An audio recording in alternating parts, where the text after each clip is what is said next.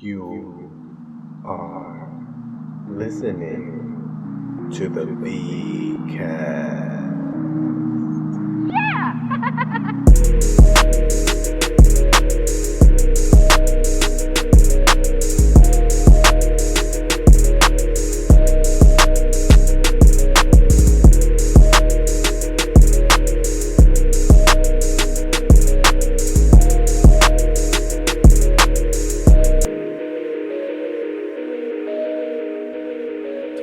Hi, everybody. Look who it is. It's your boy, Vic Cedeno, back, episode 62, long overdue.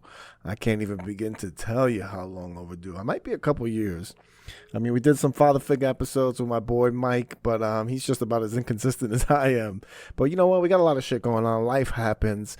I am not going to beat myself up about it. We're back. We're going to start fresh. I'm here at the Dojo Studios, Dojo of Comedy, Morris Plains, my motherfucking home.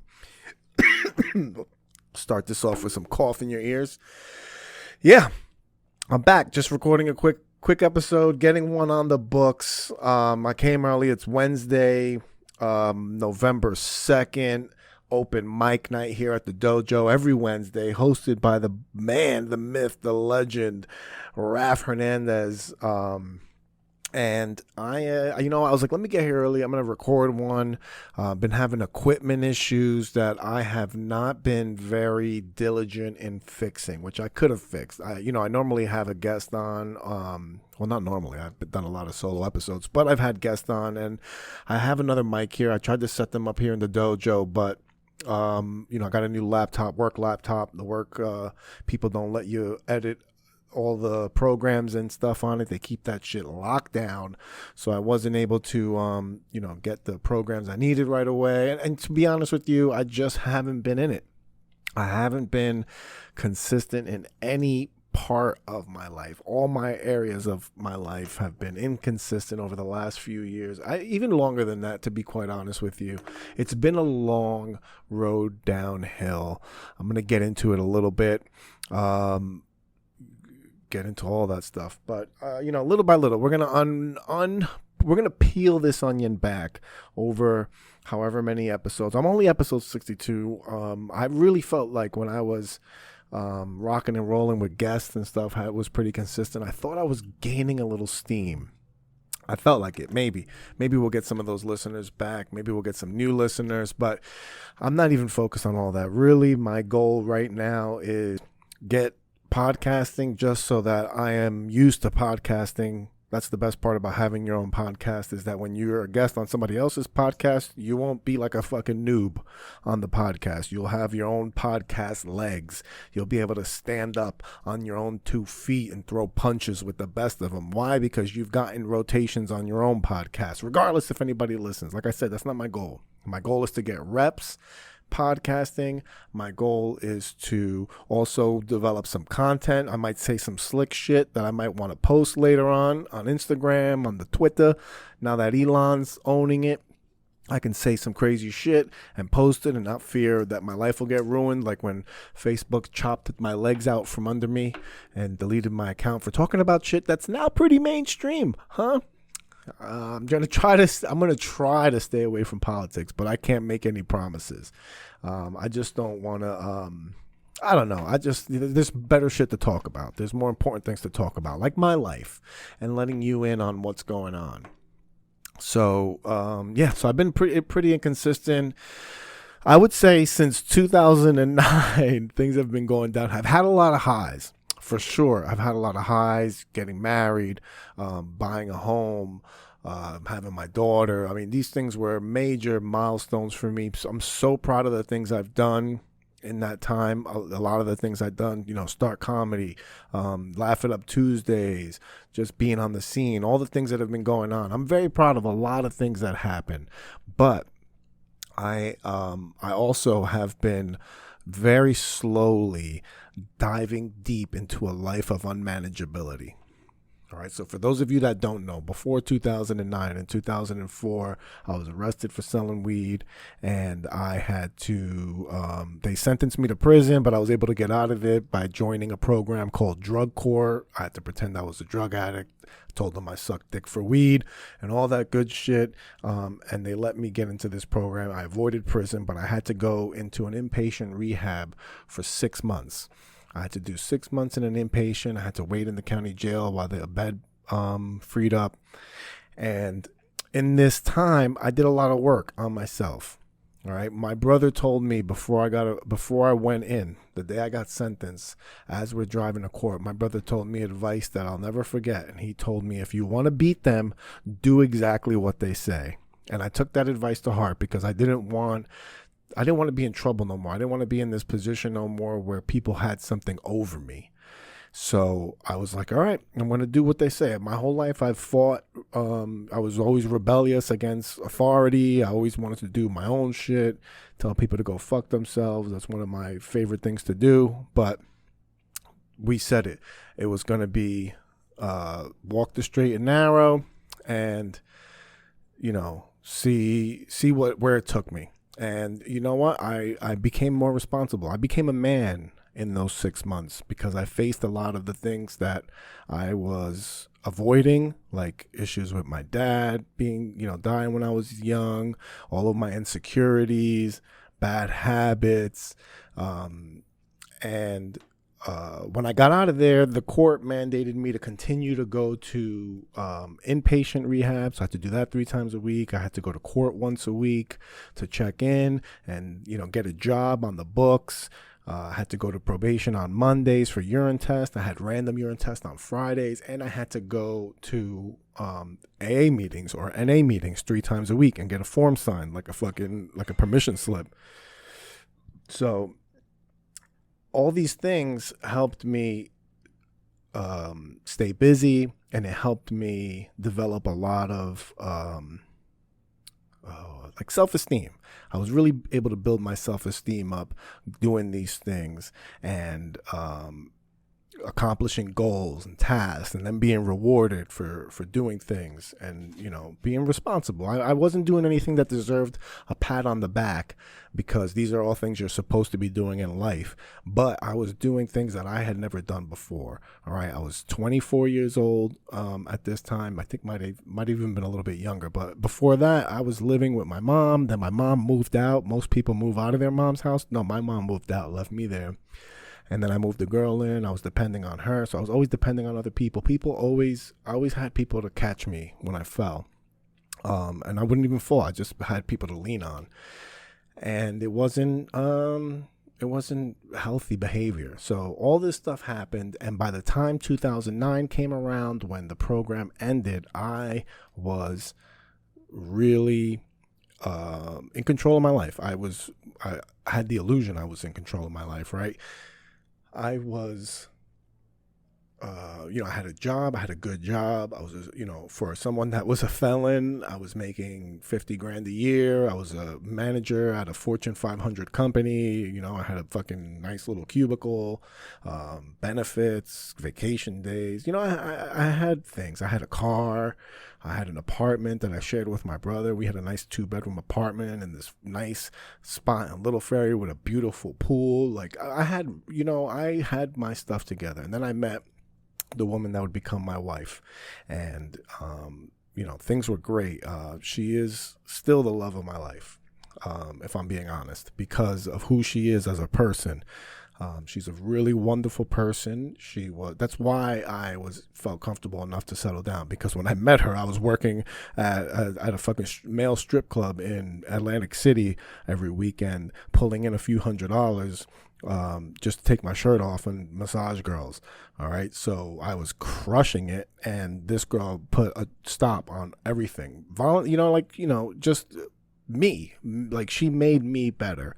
She made me want to be a better person. She helped me fix my finances, budget, fix my credit, and do all those. Like, she put the finishing touches on who I was becoming. She helped me round everything off. And we were a great team. We're still a fucking great team with our daughter. We're still fucking awesome friends, and we're still, setting goals for our daughter and crushing it together. And we thinks she fell in love with the guy that she met in 2009, the guy that was coming out of that program, that was sober, that was clean, right? I wasn't allowed to smoke weed. I wasn't allowed to drink. So my focus was fitness. I was in the gym every fucking day. I was, doing a little bit of the steroids, but what are you going to do? I was fucking jacked out of my mind, living the good life. And that's who she fell in love with. And from that day forward, I had started smoking weed again. And little by little. See, weed, for me, it's not like the other drugs where you just go straight to the fucking, the bottom, right? My trajectory was a long, slow fall. And it ended up with just, a lot of depression. I was just using heavy, smoking all the time. And there's nothing wrong with smoking all the time for some people, but my problem is that smoking becomes my goal instead of other things, right? My goal for the day was to get high. If I got high, nothing else mattered, right? Whatever little responsibilities that I could hold on to as far as keeping a job and doing things for my daughter, like that was it. I had minimum responsibilities, and things just, she wasn't a pothead. She didn't smoke. She might have smoked a few times in high school. She smoked with me once, I think, on my birthday. So that wasn't her. And this is who she was with now. And, for somebody that doesn't smoke, smelling that shit is gross. You don't want that in your life. Then you don't want that for your child growing up. So we grew apart. That is, for me, the main reason why we grew apart. Is not because of the weed specifically, but because of who I became while getting high every day. I wasn't the same person that she fell in love with, right? We grew apart. I think that, and I think also watching too much fucking porn, beating the fucking meat every chance I get. I think that kills intimacy in a relationship, and it also desensitizes you towards intimacy with your loved one.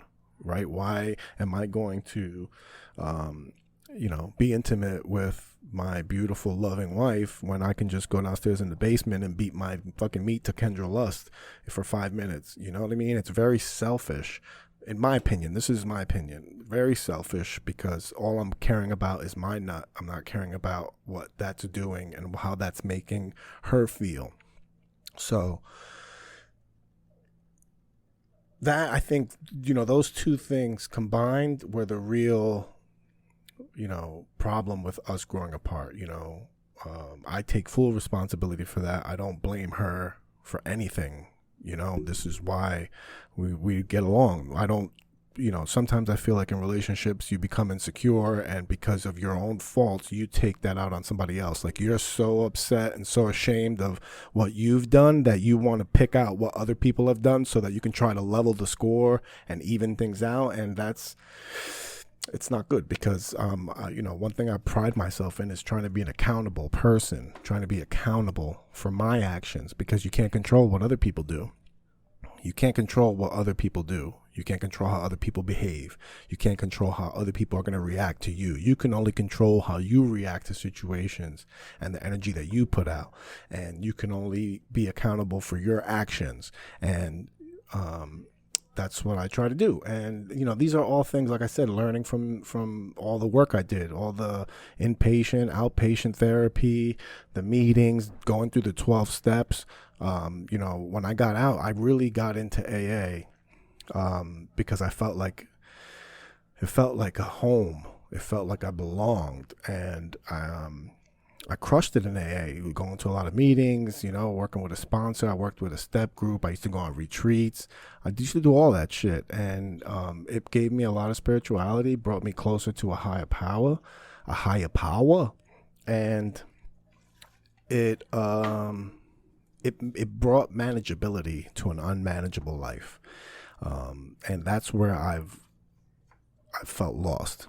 So why am I here now? Like, how did I get back to being able to record this fucking podcast and talk about this stuff. It's why it's because Sober October. I did Sober October again. I've done it a few years in a row, but I've always only just cared about doing it for the month, you know, a reset so that when I get high again, I'll get even higher and all that good shit. But my goal this year, I was not expecting this perspective. My goal was to stop smoking for a period of time so I can save money, so I can get out of credit card debt, so I can get a better place, right? Because I'm really, I don't want to say ashamed, but I don't feel right just with my studio apartment. If it's just me, it's no big deal, but my daughter sleeps over. We got to share a bed. Like, you know, her friend came over for Halloween after we went trick-or-treating, and it's like this little ass fucking place. And I want to get a better place. I want to get a 2-bedroom, and I don't make shit money. You know what I mean? I have a good job. I can afford these things. If I had some more manageability in my life, if I had some more discipline in my life. So that's my main driver towards not smoking anymore for now. I mean, I have a plan to smoke on Thanksgiving because I got some homegrown from a little friend, and I don't think I've ever smoked some homegrown, some weed that somebody grew in their fucking backyard. So me and my brother, you know, we're gonna do a little Thanksgiving, whip it up. I don't know what that noise is. That. We're gonna whip it up for Thanksgiving and you know, smoke a little bit, maybe have some wine or something. But that's it, man. In my mind, I just want to chill off of that for a while. I don't know how long. I'm not trying to put any pressure on myself. It's not forever. It's not, you know, to the end of fucking time. I just want to chill for a while and, you know, save money. I want to elevate myself. I want to continue to work. Right? I want to do this work, podcasting. I want to help build the fucking dojo. I'm in the ground floor of something real special that's going on here, and I need to take advantage of it and not just keep doing the minimum.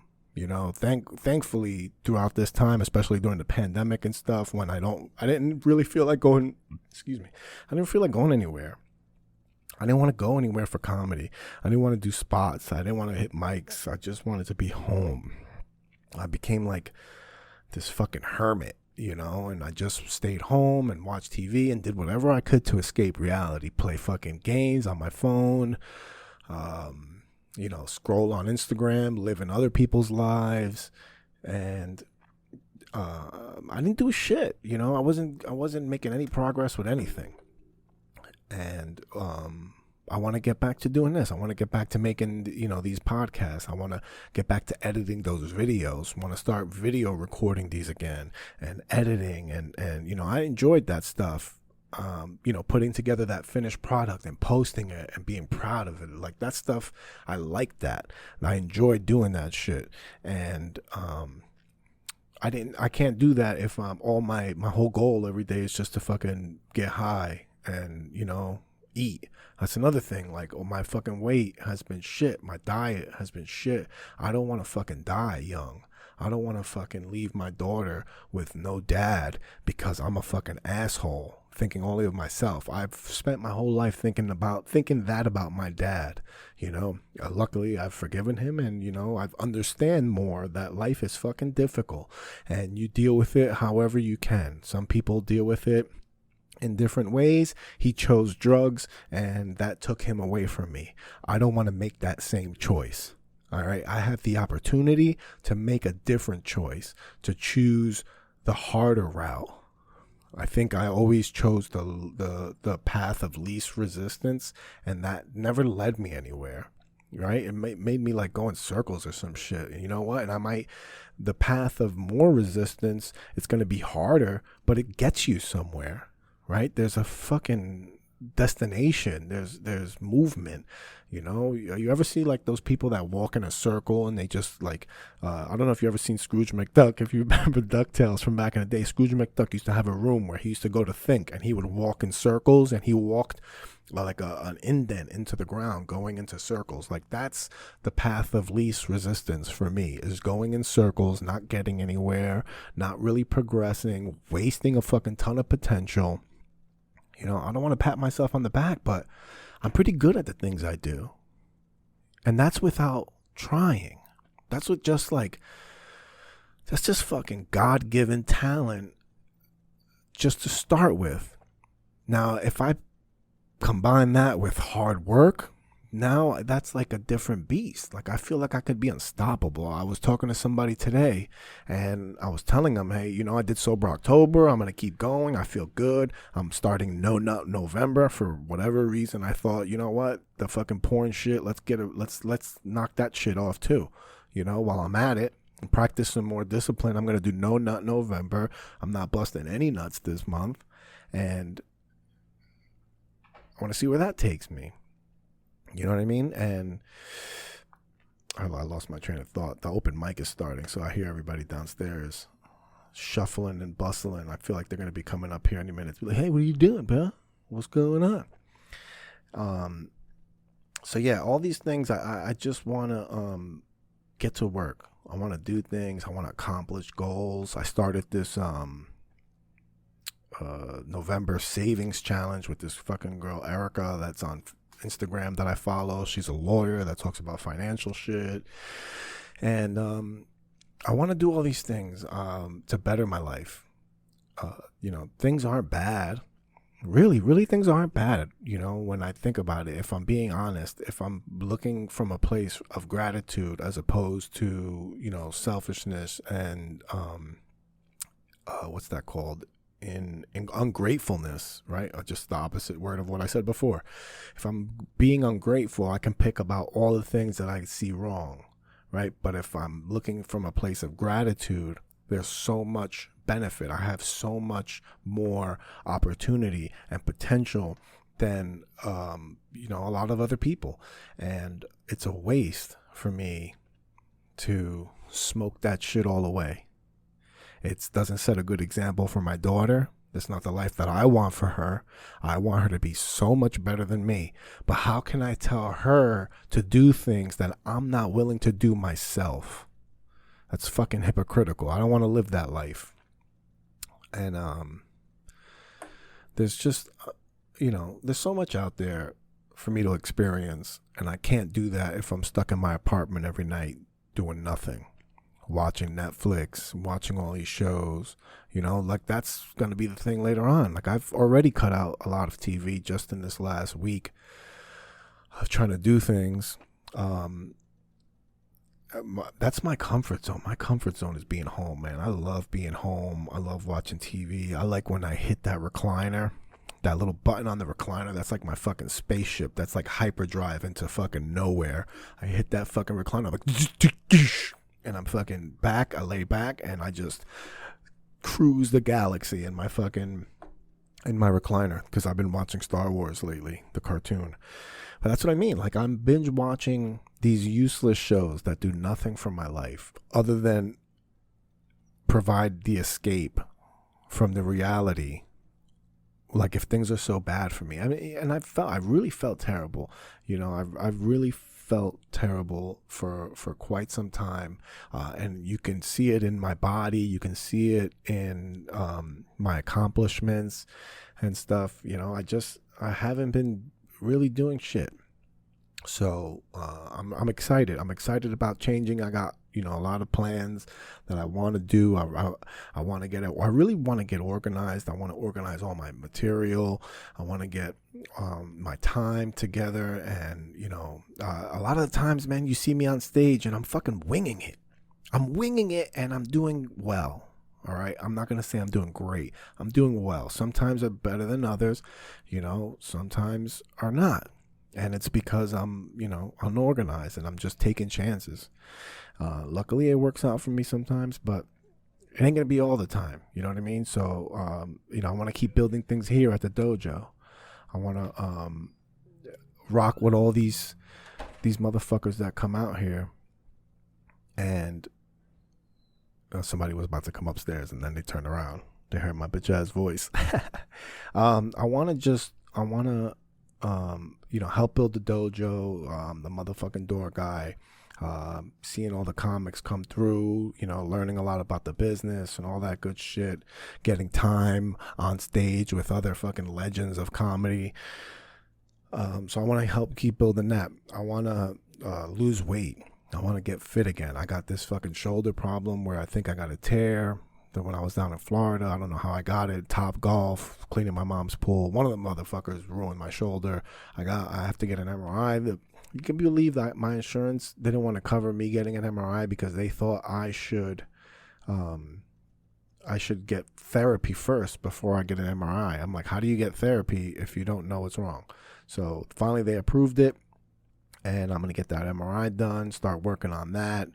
I'm the king of procrastination. They've approved this for over a week now. I still haven't called to reschedule. But this is what I mean. These are the things that I'm going to be working on, fixing, working on these podcasts.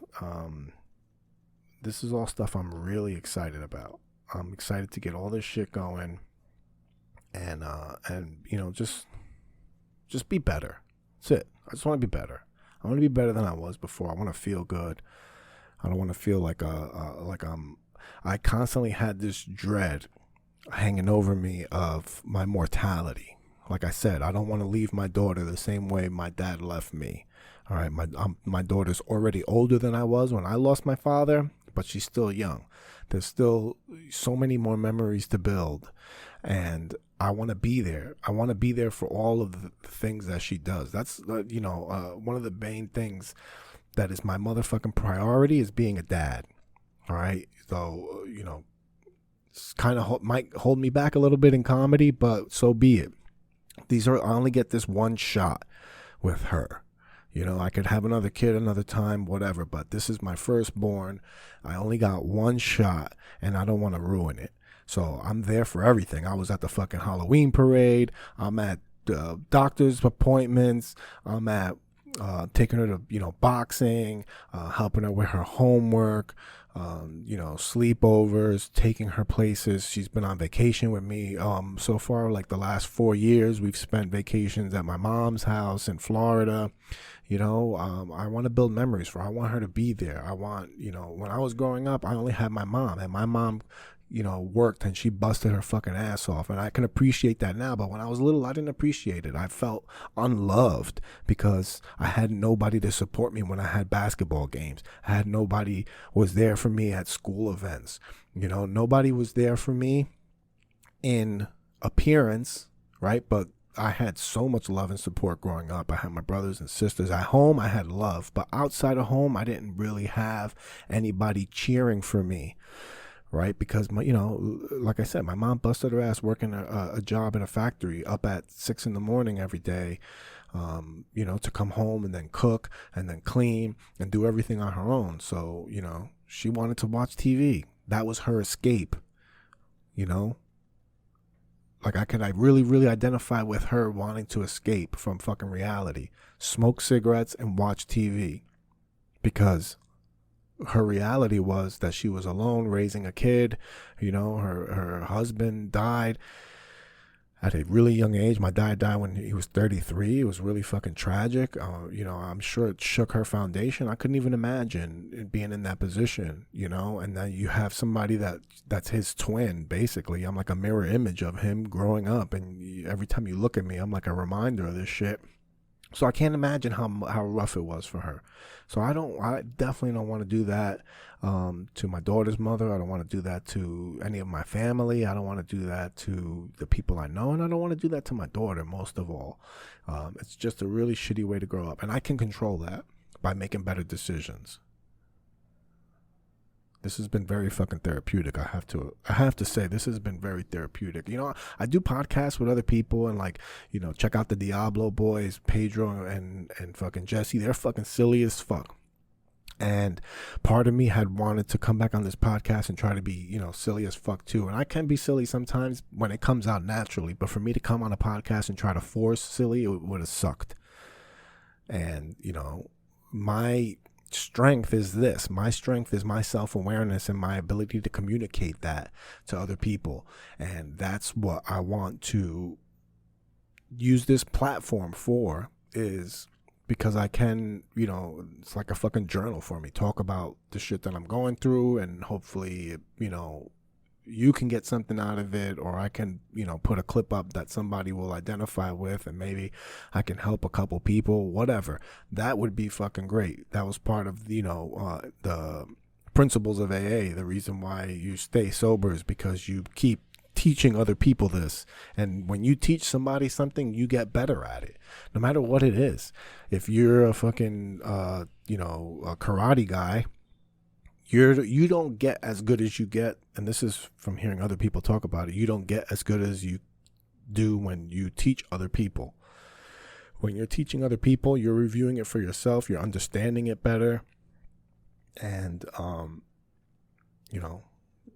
that's what I want to do in my life. I just want to go over shit. I want to fix my life and be able to spread that message to other people, and have those conversations with other people, right? This is what I said in the beginning of when I started branding this podcast, real talk, real conversations. Like, this is like real ones. Have you ever seen Real Ones with the dude from Walking Dead, John Bernthal?